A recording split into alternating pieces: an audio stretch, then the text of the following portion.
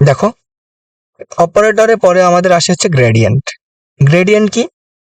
Gradient হচ্ছে, এটি হলো একটি স্কেলার ক্ষেত্রে সর্বাধিক বৃদ্ধির হার। আচ্ছা, তার আগে একটা কথা বলে নেই যে আমাদের দেখো অন্তরীকরণে কি ডি বাই ডিএক্স আছে না? যদি আমরা 3 ডাইমেনশন চিন্তা করতাম, এটা আমাদের কি এক্স অক্ষ বরাবর আমি যদি ধরে নেই, আর এইটাকে যদি আমি ওয়াই অক্ষ বরাবর ধরে নিই, আর এইটাকে যদি আমি জেড অক্ষ বরাবর ধরে নিই, তাহলে দেখো এইদিকে আমি ধরে নিলাম আই ভেক্টর একক ভেক্টর, এইদিকে ধরে নিলাম আমি জে একক ভেক্টর, আর এইদিকে ধরে নিলাম আমি কে একক ভেক্টর। তো দেখো, আমরা যদি এই ফাংশনের ক্ষেত্রে আমরা যে কোনো একটা ভেক্টর রাশি ধরে নেই, a vector is equal to x i plus y j plus z k, ধরো এরকম একটা একক ভেক্টর ধরে নিছি।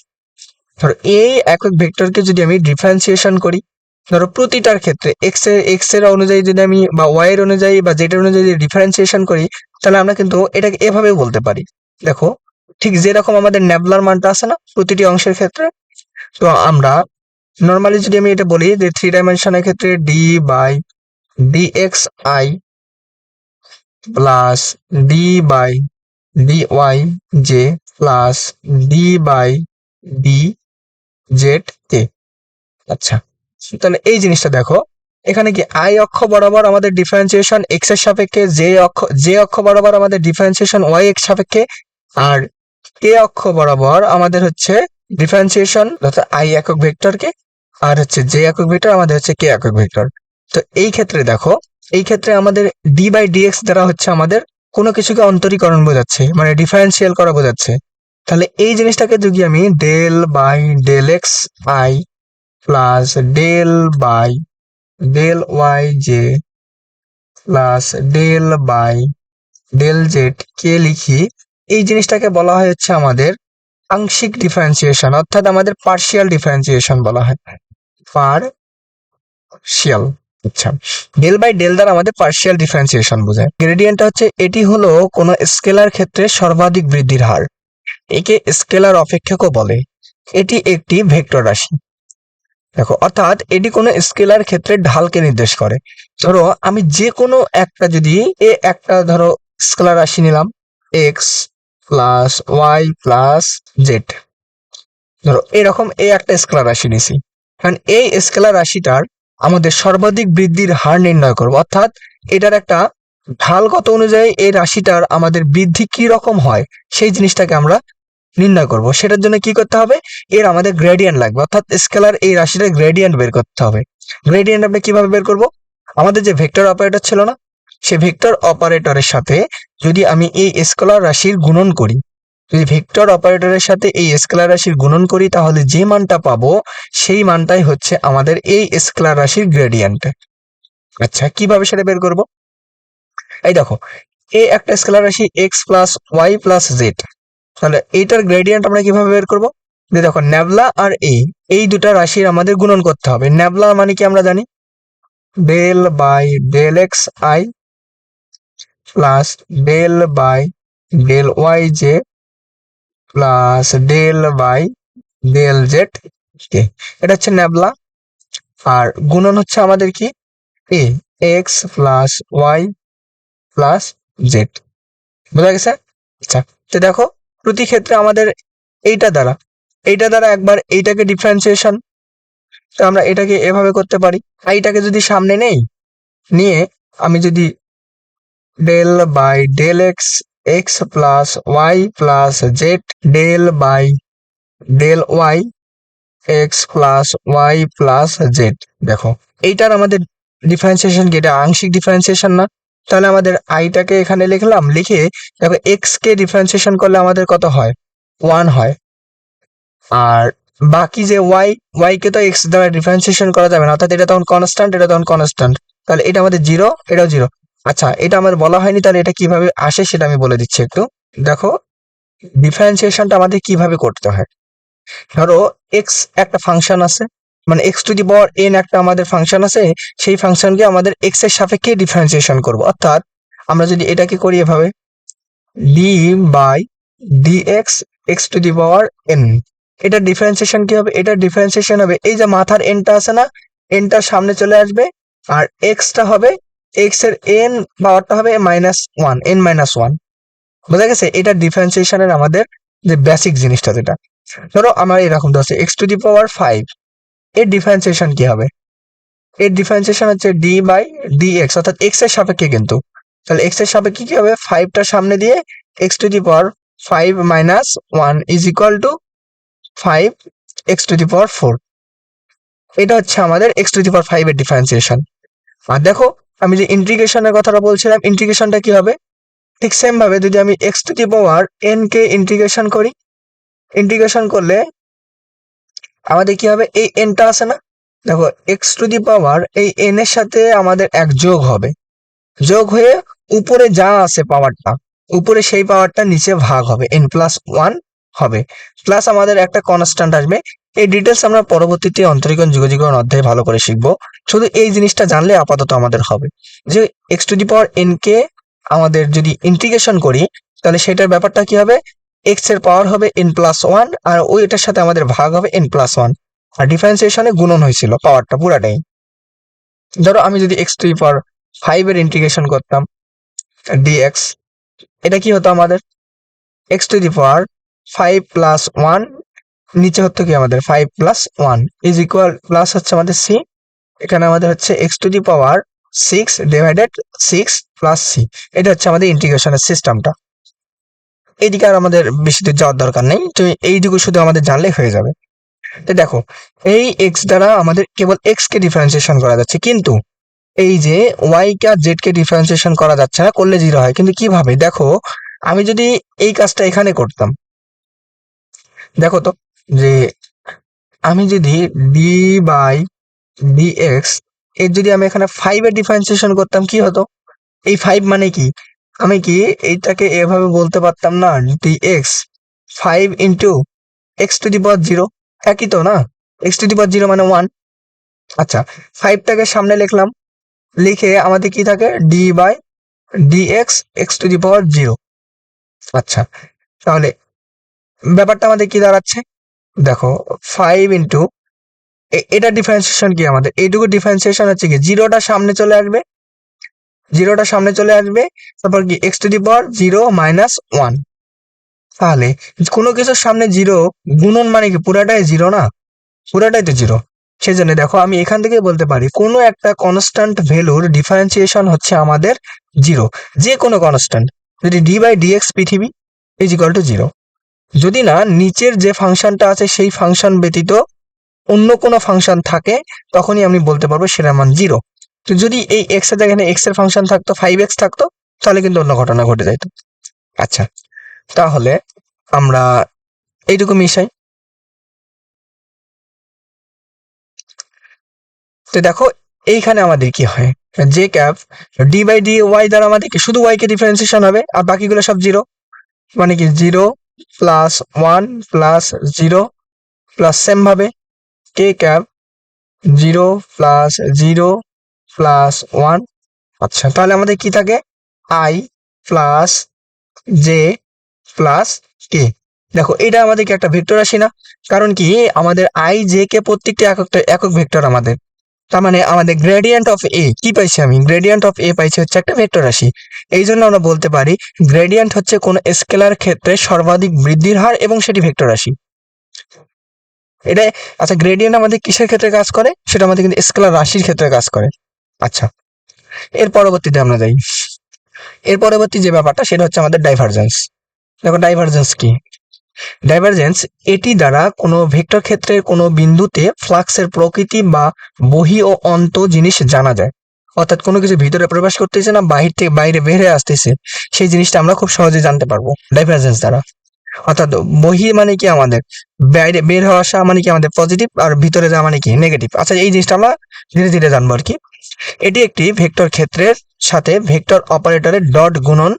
কারণ ডাইভারজেন্স মানে আমরা মনে রাখতে পারি কোনো ভেক্টর ক্ষেত্রে এবং আমাদের অপারেটর ক্ষেত্রে, আমাদের ভেক্টর যে অপারেটর আছে তার ডট প্রোডাক্ট। ডাইভারজেন্সটা কিভাবে শেখা যায়? দেখো, ডাইভারজেন্সটা বোঝার আগে আমাদের একটা জিনিস জানতে হবে, যে ধরো এটা আমাদের একটা পাইপ। আচ্ছা, এই পাইপে ধরো আমাদের কি পানি যাচ্ছে, এই পাইপ দিয়ে আমাদের কি পানি যাচ্ছে।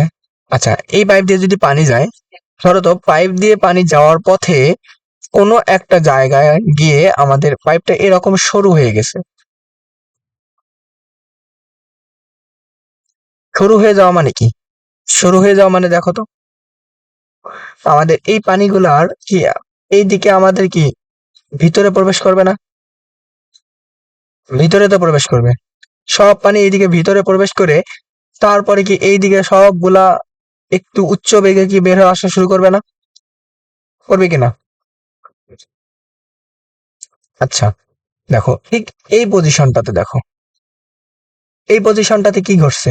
এই পজিশনটাতে দেখো আমাদের কি পানির স্রোতটা, অর্থাৎ আমাদের পানির যদি আমি ক্ষেত্রটাকে ভেক্টর ক্ষেত্র চিন্তা করি, দেখো এই দিকটা কোনো একটা বিন্দুতে গিয়ে আমাদের মিলিত হচ্ছে, এমন মনে হচ্ছে না যে এই বিন্দুটাতে আমাদের কি এটা মিলিত হয়ে যাচ্ছে? অর্থাৎ প্রতিটি ভেক্টর ক্ষেত্র আমাদের একটা বিন্দুতে মিলিত হয়ে যাচ্ছে। আচ্ছা, এরপরে যদি আমি অন্য ঘটনাটা ঘটাইতাম এখানে, ধরো এইরকম একটু চলার পথে হঠাৎ করে গিয়ে এরকম এক্সপান্ড হয়েছে, মানে একটু প্রসারিত হয়েছে। প্রসারিত হলে কি জিনিসটা হয়? দেখো তো, যখন পানিটা এইদিকে আসে, আসার পর কি এইদিকে আসে না? এই যে এইদিকে কি এরকম মানে একটু ফাঁক হয়ে আসবে না? ফাঁক হয়ে এসে তারপর কি আবার এইদিকে ছোটা শুরু করে দিবে। বোঝা গেছে? আচ্ছা, তো দেখো দুইটা কেস কিন্তু আমাদের, দুইটা কেস এইখান থেকে মনে হচ্ছে দেখো বের হয়ে যাচ্ছে, এইদিকে বের হয়ে যাচ্ছে, আর এই জিনিসটা মনে হচ্ছে কি ভিতরে প্রবেশ করতেছে। আচ্ছা, একটা নর্মাল জিনিস দেখো তো, যেখানে আমাদের পানির স্রোত গুলা এক জায়গায় মিলিত হচ্ছে, তার মানে কি এই জায়গায় পানির ঘনত্বটা কি বেশি হয়ে যাচ্ছে না? পানির ঘনত্ব বেশি হয়ে যাচ্ছে। আর যেই জায়গা থেকে আমাদের পানিটা অপসারিত হচ্ছে বলে মনে হচ্ছে, এই জায়গাটা দেখো তো পানির ঘনত্বটা কি কম মনে হবে না, বা কম কম দেখা যাচ্ছে না? মানে একটু হালকা হচ্ছে না? আচ্ছা, তাহলে এই যে দুইটা কেস দেখতেছি না আমরা, এই দুইটা কেস থেকে কিন্তু আমরা ডাইভারজেন্সটা খুব সহজেই বুঝতে পারি। দেখো, যেই জায়গায় আমাদের পানির স্রোতটা বা ভেক্টর ক্ষেত্রগুলো এক জায়গায় মিলিত হচ্ছে, সেই জায়গাটাকে আমরা বলতে পারি ডাইভারজেন্সের একটা রূপ। আর যেই জায়গাটার থেকে আমাদের বের হয়ে আসতেছে, বহির্গামী হচ্ছে, সেটা আমরা ডাইভারজেন্সের একটা রূপ বলতে পারি। আচ্ছা, দেখো কি বলতে পারি আমরা, ডাইভারজেন্সের সংজ্ঞাটা একটু দেখি। ডাইভারজেন্স এটি দ্বারা কোনো ভেক্টর ক্ষেত্রের কোনো বিন্দুতে ফ্লাক্সের প্রকৃতি জানা যায়। দেখো আমাদের এই যে ভেক্টর ক্ষেত্রগুলো আছে না, এই জিনিসগুলোর প্রকৃতিগুলো আমাদের জানা যাবে। এইখানে দেখো আমাদের ভেক্টর ক্ষেত্রগুলো প্রকৃতি জানতে পারবো, এটা পাতলা না ঘন, বোঝা গেছে? অন্তর্গামী না বহির্গামী, এই জিনিসগুলো আমরা দেখবো। আচ্ছা, এটি একটি ভেক্টর ক্ষেত্রের সাথে ভেক্টর অপারেটরের ডট গুণনকে নির্দেশ করে। মানে আমাদের যে ভেক্টর অপারেটর ন্যাবলা আছে, এই ন্যাবলার সাথে কোনো একটা ভেক্টর ক্ষেত্রের ডট প্রোডাক্টকে বোঝায়। ডিভ এ ভেক্টর দ্বারা বোঝায় এ ভেক্টর ক্ষেত্র বিশিষ্ট তরল পদার্থের ঘনত্ব পরিবর্তনের হার। দেখো, আমি যদি চিন্তা করতাম এই ভেক্টর গুলাকে একটা এ ভেক্টর ধরে নিতাম, এ ভেক্টর, এই ভেক্টরের ডিভ মানে ডাইভারজেন্স বলতে কি বোঝাচ্ছে? ডাইভারজেন্স বলতে বোঝাচ্ছে এই ভেক্টর ক্ষেত্রগুলার ঘনত্ব পরিবর্তনের হার। দেখো এই জায়গাটাতে আমাদের কি হয়েছে দেখো তো, এই জায়গাটাতে ঘনত্ব কি বেশি হয়ে গেছে না? ঘনত্ব বেশি হয়ে যাওয়া মানে কি, দেখো ভিতরে আমাদের প্রবেশ করতেছে, মানে অন্তর্গামী হয়ে যাচ্ছে, এটাকে আমরা বলতে পারি নেগেটিভ ডাইভারজেন্স। আর যেটা আমাদের বের হয়ে আসতেছে সেটাকে আমরা বলতে পারি পজিটিভ ডাইভারজেন্স। তাহলে দেখো আমাদের দুই রকম ডাইভারজেন্স কিন্তু। তাহলে আমি যদি বলি যে Depp a is equal two, যদি আমাদের পজিটিভ মান কিছু আসে, ডট প্রোডাক্ট মানে কি আমাদের অবশ্যই তো স্কেলার রাশি, তাই না? সেজন্য আমরা কি ডাইভারজেন্সকে আমরা কি বলতে পারি, এটি একটি স্কেলার রাশি। একে কিন্তু আমরা স্কেলার রাশি বলতে পারি, কারণ আমরা বলে দিচ্ছি এটা একটা ডট প্রোডাক্ট। আচ্ছা, Depp a is equal two divergence A vector is equal two, আমি যদি মাইনাস পাই, তাহলে এই জিনিসটা আমাদের কি বোঝাচ্ছে যে এটা হচ্ছে আমাদের ঋণাত্মক ডাইভারজেন্স, মানে ঋণাত্মক যদি কোন মান পাই। আচ্ছা, দেখো আরেকটা জিনিস হচ্ছে প্লাস ডাইভারজেন্স আর মাইনাস ডাইভারজেন্সের আরেকটু বিশেষত্ব আমরা এখানে কি দেখলাম। দেখো এখানে প্লাস ডাইভারজেন্স বলতে আমরা কি বুঝতেছি, প্লাস ডাইভারজেন্স দেখো তো এই জায়গাতে কি ছিল আমাদের, আয়তনটা কি বড় হয়ে গেছিল না, আয়তনটা আমাদের বেশি হয়ে গেছে না? আর আমাদের মাইনাস ডাইভারজেন্সে কি আয়তনটা কম হয়ে গেছিল, আর ঘনত্বটা উল্টাপাল্টা হয়েছিল। তাহলে দেখো আমরা প্লাস ডাইভারজেন্স বলতে বলতে পারি যে আমি হচ্ছে ঘনত্ব কম, আয়তন বেশি। আর আমাদের মাইনাস ডাইভারজেন্স দ্বারা আমরা কি বলতে পারি? দেখো, আয়তন মানে শুরু হয়ে গেছে, আয়তনটা কম, ঘনত্বটা কি বেশি। বোঝা গেছে? আচ্ছা, কিন্তু যদি আমি এই জায়গাটার দিকে তাকাইতাম, যে ধরো এই জায়গাটা, এই জায়গার মধ্যে দেখো তো কি আয়তন আর ঘনত্বের কোনো পরিবর্তন দেখা যাচ্ছে? আমাদের যে নর্মাল যে পাইপ ছিল আর পানির যে স্রোতটা ছিল ঠিক সেম ভাবে যাচ্ছিল। তার মানে এইখানে আমাদের বলতে পারি ডাইভারজেন্স শূন্য। কি বলতে পারি আমি? এখানে বলতে পারি আমি হচ্ছে ডাইভারজেন্স শূন্য বলতে পারি। তাহলে আমরা এখান থেকে বলতে পারি যে ডিভ এ ভেক্টরের যদি আমি চিন্তা করি ডাইভারজেন্স, তাহলে যদি শূন্য হয় তাহলে আমাদের এটাকে বলা হচ্ছে সলিনয়েডাল, বলা হয় আমাদের সলিনয়েডাল। আচ্ছা, তাহলে আমাদের ডট প্রোডাক্ট করার সিস্টেম যদি জানে থাকি, যে কোনো ম্যাথ ডাইভারজেন্সের করতে পারি। কিভাবে? যদি আমি এ ভেক্টর একটা ধরে নিই, দেখো আমি যদি এ ভেক্টর একটা ধরে নিই যে x i y j plus z k, তাহলে দেখো এর ডিভ এ, অর্থাৎ div a is equal to কি হবে? ডিভ এ হবে del by del x i del by del y j plus del by del z k dot a ভেক্টরটা। এই vector কি আছে আমাদের? X i plus y j plus z k. কারণ এই জিনিসটাই তো আমাদের কি, মানে নেবলা আর হচ্ছে ডট এ ভেক্টরকে বোঝাচ্ছে। আচ্ছা, নেবলার মান এটা, এ ভেক্টরের মান এটা। তাহলে এটা যদি আমি মানে ডট প্রোডাক্ট করতাম, কি হতো? আমাদের শুধু আই এর আমাদের মানগুলো এক্স এর, আই আই ডট করলে কি আমাদের ওয়ান, আর এক্স এর সাথে এটা যদি আমি ডিফারেন্সিয়েশন করে হয় ওয়ান। তার সেম ভাবে এটা ডিফারেন্সিয়েশন করলে এইটুকু, আর যদি আমি এইটুকু ডিফারেন্সিয়েশন করি, দেখো ওয়াই ওয়াই এর সাপেক্ষে ওয়াই এর ডিফারেন্সিয়েশন কি হবে আমাদের? ওয়ান। আর জে ডট প্রোডাক্ট করলে কি হয় আমাদের? ওয়ান। জেড দ্বারা জেড কে ডিফারেন্সিয়েশন করলে আমাদের কি হয়? ওয়ান। আচ্ছা, তাহলে এটার মান কত হয় আমাদের? থ্রি। দেখো, এটা আমাদের একটা মান পাইছি। তা দেখো, এটা যদি শুধু মান হয়, এটা আমাদের কি স্কেলার রাশি পাইলাম না আমরা? একটা স্কেলার রাশি। দেখো, কোনো একটা ভেক্টর রাশি ডাইভারজেন্স বলতে বোঝাচ্ছে একটা স্কেলার রাশি।